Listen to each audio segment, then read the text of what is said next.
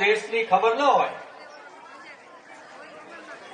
પણ મને એક ખાતરી છે કે મારો નેતા જે આ દેશનો આવતા દિવસોમાં મારા શબ્દો લખવા હોય તો લખી લેજો, આ દેશમાં બીજો ગાંધી પાકશે તો એ રાહુલ ગાંધી હશે, એક સચ્ચાઈના રસ્તે।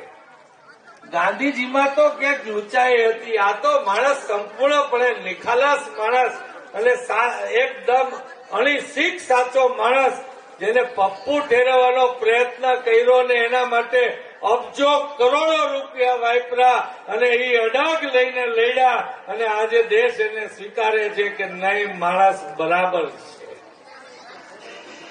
અને એ રાહુલ ગાંધી જયારે નરેન્દ્ર મોદી બફાટ કરે કે મારી 542 સીટ આવે છે તો આ દેશને એમાં કઈ નવાઈ ન લાગે,